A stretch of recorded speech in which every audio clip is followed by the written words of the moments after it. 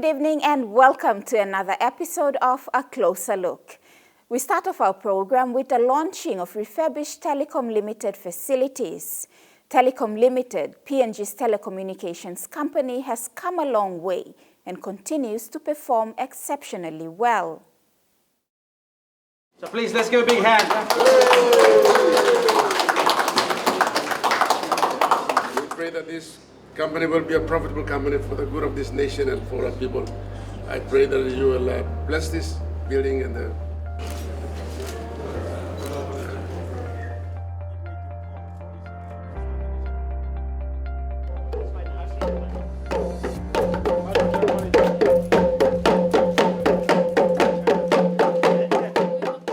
Telecom Limited's head office, what is called Telecom Romana in Port Moresby, has seen a transformational look with its newly renovated reception. This is where everyone will come and sit down. They watch TV. This is the walkway. They can sit down there and relax. What is said to be purposely designed with its modern touches for comforting customer service.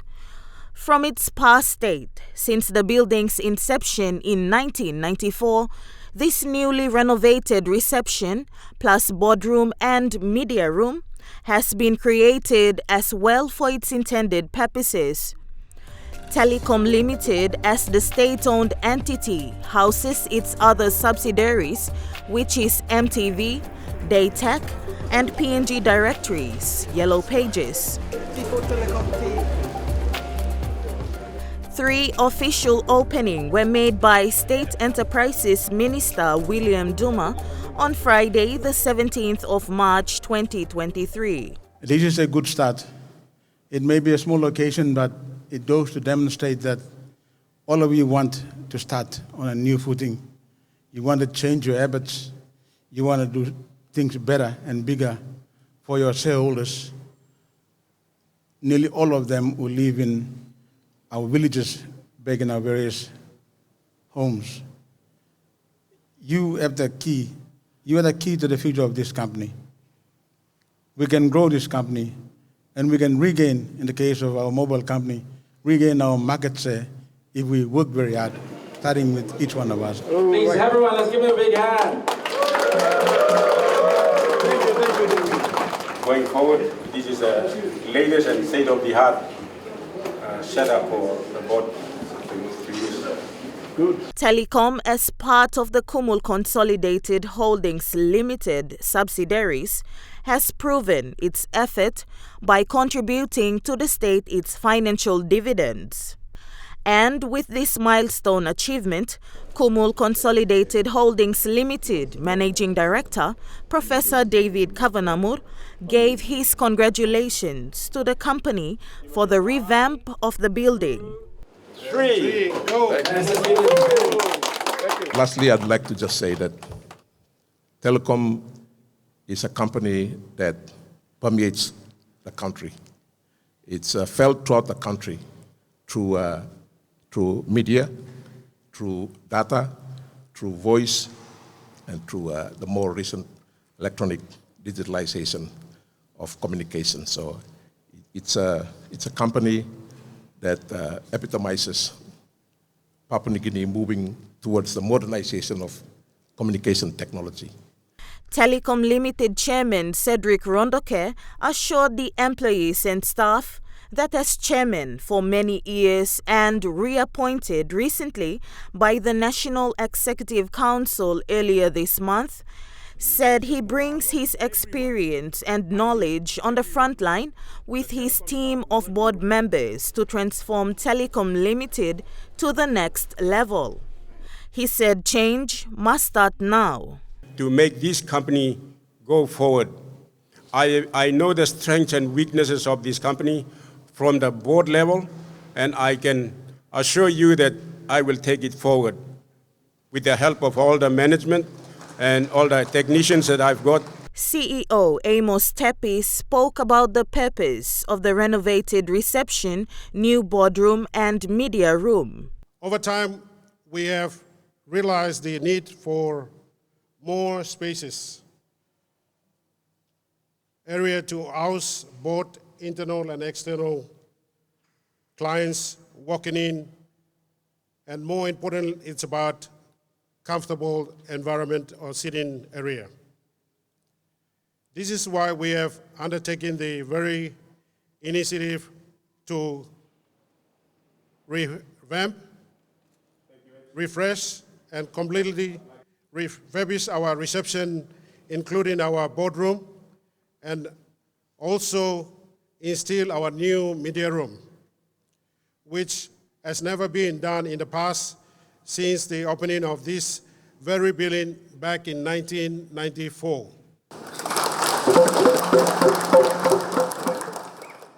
The modern design boardroom now is the avenue for board meetings and also client meetings. You have seen it, there was a very long, wide wooden table that has been removed. We now have this table. The new media room that comes with its own restroom will be used for the intent of housing top 15 customers and also to host media conferences.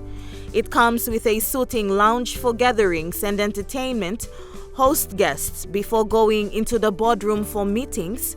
It is also allowed for telecom subsidiaries to host meetings and small events.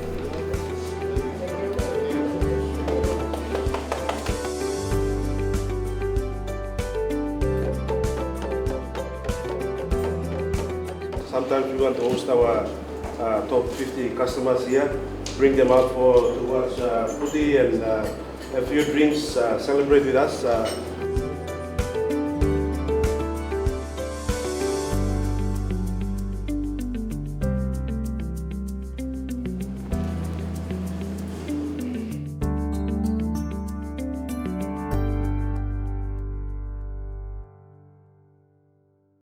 We take a quick break now, and when we return, we highlight what Oxfam Pacific is doing in helping to promote good governance in the country.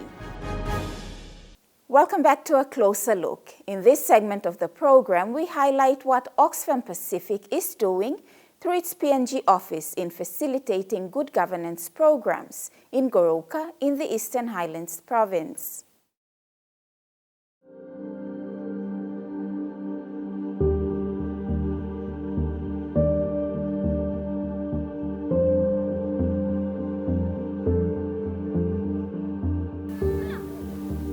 Oxfam Pacific PNG office is currently running programs like the WASH program, Gender Justice, and the Good Governance program. The Good Governance programs comes under Oxfam's Economic Justice pillar and is a pilot project undertaken in Goroka, which started in 2018, led by the Australian NGO Cooperation Program under the Australian Department of Foreign Affairs and Trade. The aim of the project is to foster government to respond to people's needs and an active citizenship. The Governance and Social Accountability Project Manager for Oxfam Pacific PNG office, Margaret Salon, said the idea of the project is to work in two ways, working with the communities and power holders. This project basically came about working with the government to understand some of the policies and processes that they should apply in their work. So it's really not Oxfam introducing another lot of ideas that are foreign to PNG, but it's just strengthening the government processes that are already in place. Oxfam, as a broker between the government and the people, is facilitating the Good Governance program to both the Goroka District Development Authority and communities in Goroka District to build their capacity to know about district and ward plans so that they can align their plans to the country's national goals. It's where we work with the government, including the government and the people, to understand some of the policies that are in place. And then the third and the fourth outcome is really focusing on working with the different government authorities, whether they are the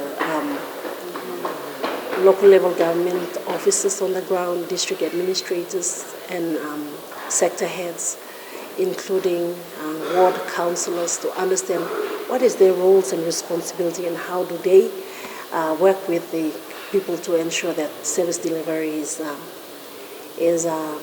seen in the district.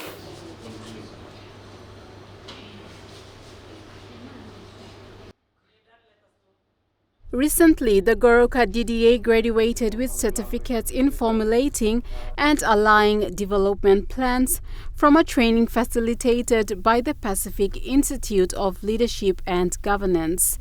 The training has helped the sector heads in the Goroka DDA to now align their district development plans to the medium-term development plans. At the LLG level, the LLG managers and the deputies and everyone is now gathering those information to come and develop the district plan. So comparison from now and back some 3 years ago, there was none. Today this is happening. The district administrator for Goroka, Benson Imara, said now the district understands how to do plans aligning to the national goals. I was thinking that planning in my heart was something of kind of central. With this training that we person, we must talk thank you, Lord. DDA, Lord, Goroka DDA.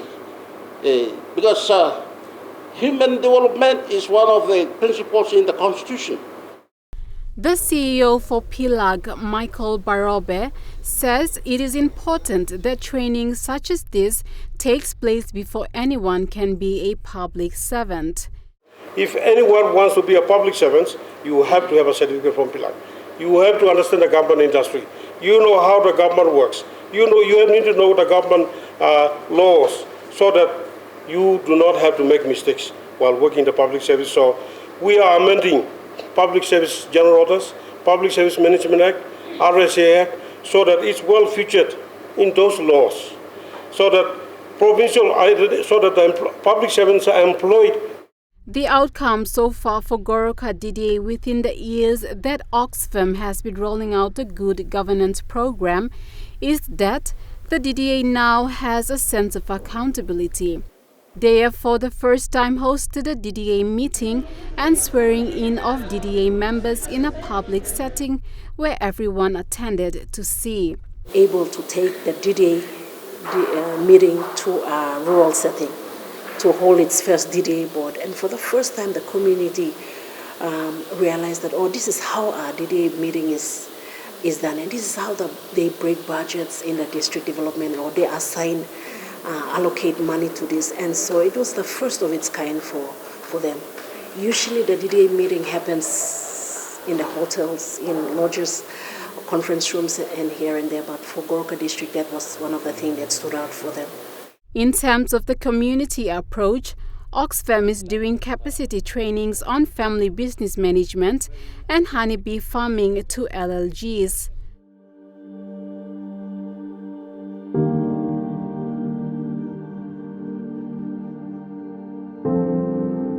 Gauku LLG has taken Oxfam on board to conduct the training there at Kafuku village.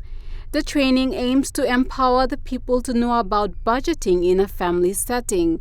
In a way, it gives them a sense of being accountable in spending wisely. So we're doing this family business management training as well as the honey. So it's empowering to the youths of the 3 LLGs. What we hope for is that when they understand the importance of budgeting in a family home, then they're able to think about budgeting at the LLG. They're able to think about budgeting at the district. And then they can think about the budgeting as overall in the country and start to think about, okay, so the government is passing this big budget up there and the funds is going this. So they can be able to track and see where the funds is going and where it's actually going down to the community and if it's doing something. One of the participants, Motehe Pame, believes that the training will help them to budget well. He said most often people spend over their budget and thus face the consequences of not having enough money to cater for themselves in the long run. Money se kamchedia. Liglik. That's so spending blum more. That's why me place stop here, me plan is afford them some santino. Even town now inflation in affecting me plan. Also now this training me come here. Lugosem start no this day one I go finish on Friday. Am I Lugosem me is na me talk thank you lo Oxfam. From Oxfam's view, a lot of people from the government level down to the citizens need to know about budgeting, and this is one area Oxfam is looking at.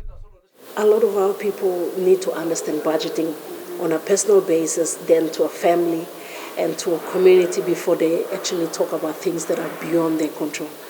So this is what the project has done in the last 3 years. The Good Governance project will go on for another 2 years in Goroka. Going forward, the focus is now for the government to take ownership of such programs working with communities. Focus now is ensuring that the government take ownership, so that's where sustainability comes in.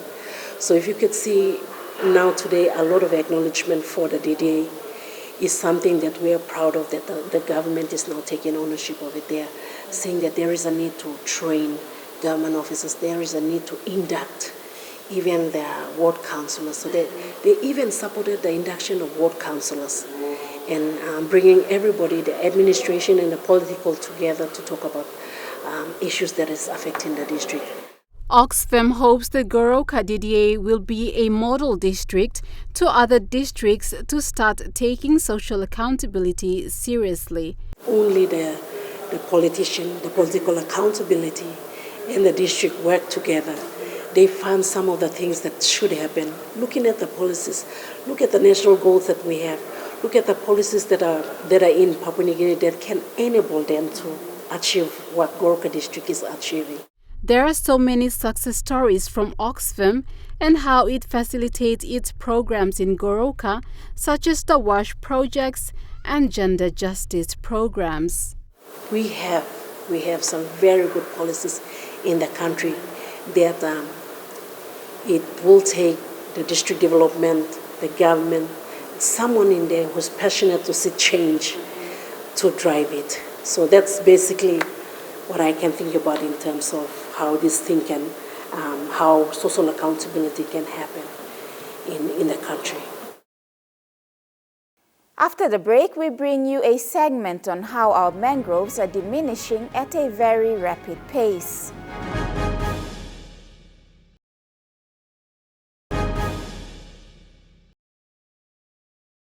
You're watching A Closer Look. Mangroves and corals degradation is an issue faced by people living along the coastal areas. The people of the Motu-Koita area in the nation's capital has embarked on a rehabilitation journey to try their best to restore their mangroves and corals to a more healthier state compared to their current state. In the past, there was no issue in relation to mangroves and corals as they were well managed and taken care of, with a lot of sea creatures residing along the coastlines where the mangroves and corals were. Now it is different. Villagers along the coastline in the Motu-Koita area go far and beyond to look for fish. The mangroves and corals have died out and are now replaced by rubbish which are being dumped into the sea. Pore Nalahara Electorate Councillor Eure Kea highlights the issue at end. Currently, we have been, most of our mangroves have died out within the village, especially on our shorelines, because of the rubbish that inflooding into our shorelines, and we need a proper drainage system to be lined. At least we need the support from the NCDC and the donors to support us to run this program, and we need especially the brainstorming session to be held within our respective areas to at least support this program within our communities. Kea says it has now become normal for people to throw rubbish into the sea from their houses, and this has caused a lot of distractions to the marine life and the sea, as well as the mangroves and the corals. People like living within the shoreline, they've been washing like close to the nearby houses, but at this stage we don't see them because of the black mud within the areas of our sections, especially our electorate, and we have made some photos from the Elevala side. The rubbish are all heaping up, and we strongly recommend that NCDC would come up with the engineering department at least to, we recommend culvert to be installed to cater for the current and the flowing of the waters within our areas. Kea further added that in the past, people used to go for a swim in the sea near the shorelines where their homes are located. However, these days they cannot do that due to the piled up rubbish in the area. With the signing of a memorandum of understanding between the National Capital District and the Motukoita villages, together with the partners like US Embassy and Kaima, they are looking forward to some positive changes in those areas. Kea is now asking the NCDC team for more awareness to be made to the villagers to help cater for these and bring back the mangroves, corals and fish.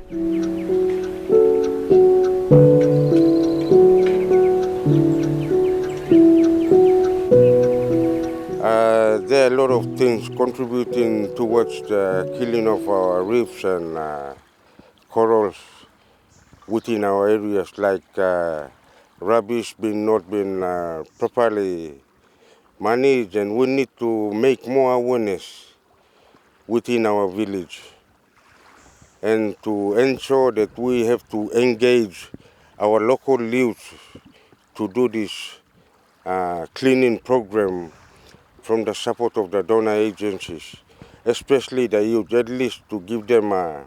National Capital District City Manager Ravu Frank gave assurance that they will do more awareness programs to be carried out by the NCDC health team with the help of partners like Kaima and the US Embassy.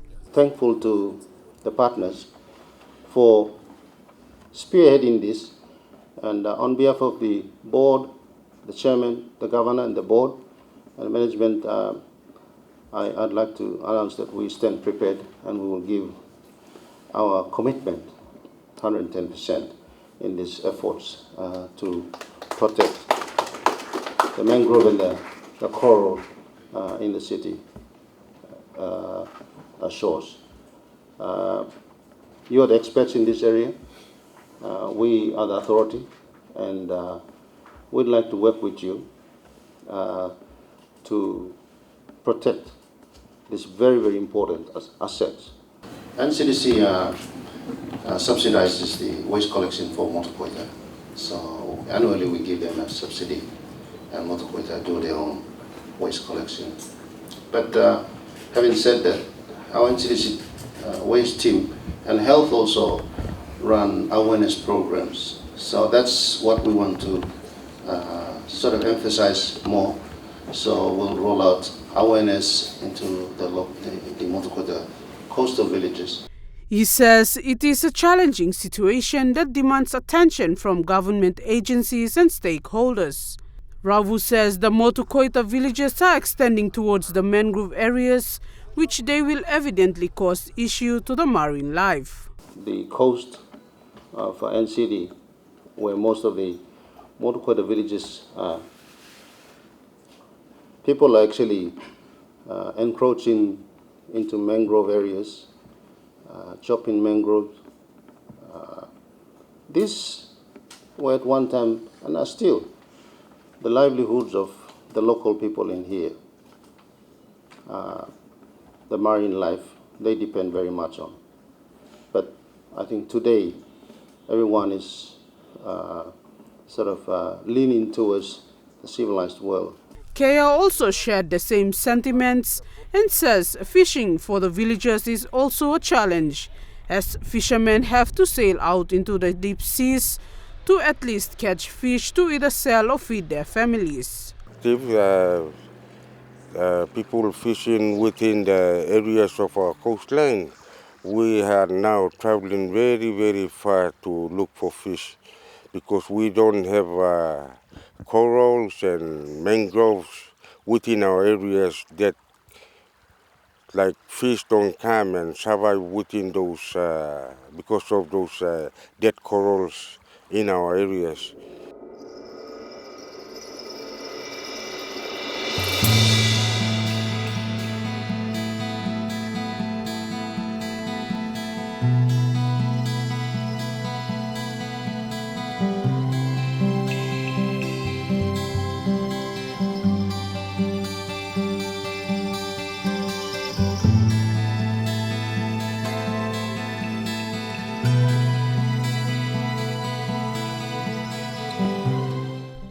City Manager Ravu Frank says the NCD governor and the team stands ready to support the villagers in protecting the mangroves and corals and also to do the rehabilitation work. And that's all we have for this episode of A Closer Look. Join us same time next week for another episode. From the entire team, thank you for watching and have a pleasant evening.